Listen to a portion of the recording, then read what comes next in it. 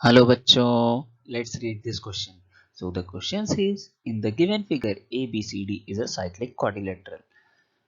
तो ABCD क्या दिया हुआ है? एक साइक्लिक क्वाड्रिलेटरल. साइक्लिक क्वाड्रिलेटरल क्या होता है? साइक्लिक क्वाड्रिलेटरल होता है कि अगर किसी सर्कल में आपका क्वाड्रिलेटरल बना हुआ है और वो चारों उसके जो चारों वर्टिसेस हैं क्वाड्रिलेटरल के वो सर्कल के सर्कमफेरेंस पे लाई करते हैं तो वो क्या होता है? साइक्लिक क्वाड्रिलेटरल होता है.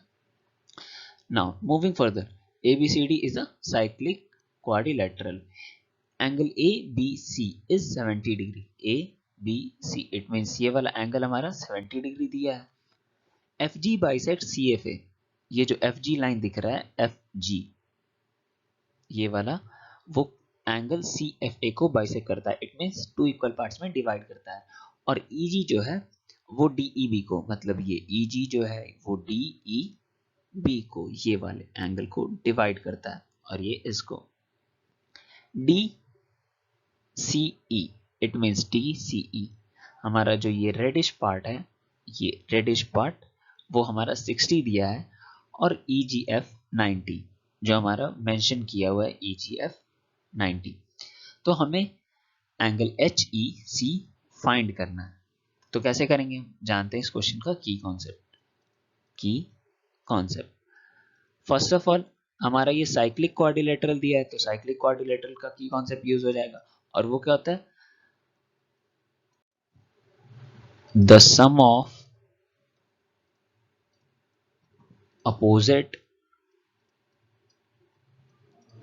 Angles in cyclic quadrilateral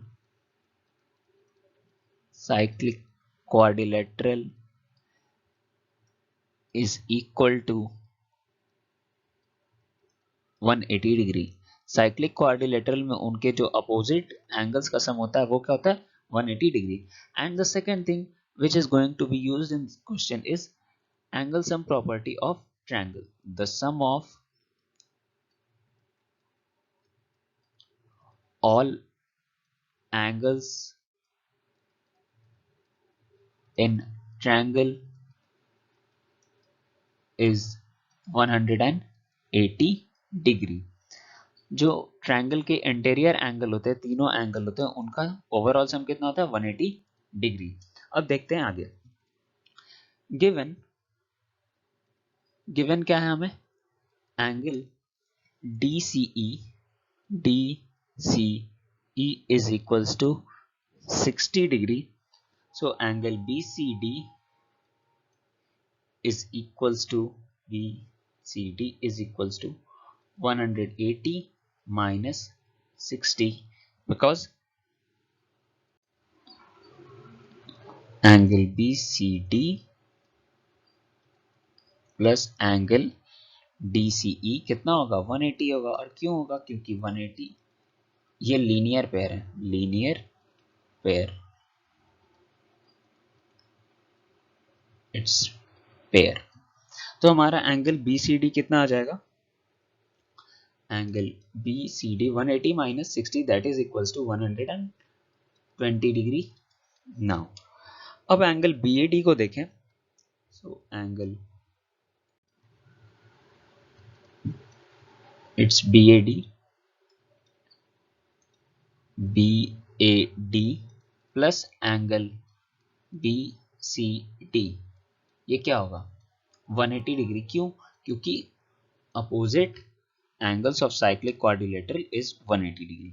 opposite angles,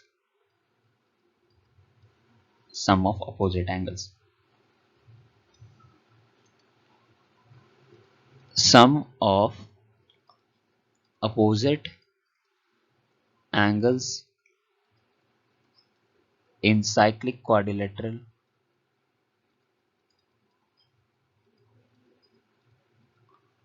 is 180 degree. तो BCD की वैल्यू हम इजीली फाइंड कर सकते हैं.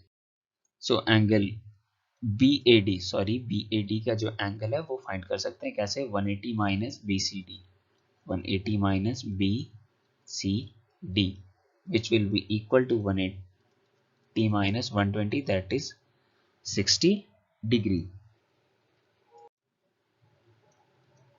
अब अगर देखें तो हमारा जो ट्रायंगल AEB है उसमें एंगल्स हम प्रॉपर्टी यूज कर सकते हैं।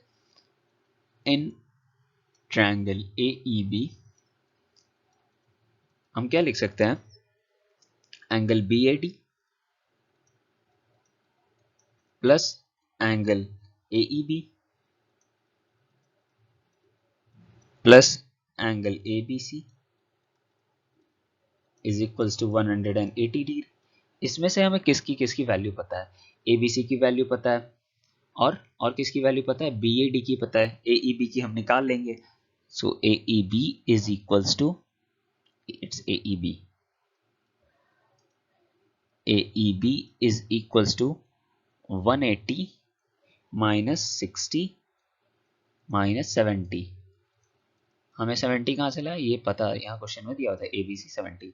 सो it will be angle AEB is equals to 50 degree. Angle AEB is equal to 50 degree.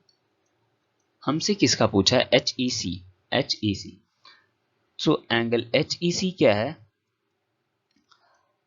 Angle AEB upon 2 है।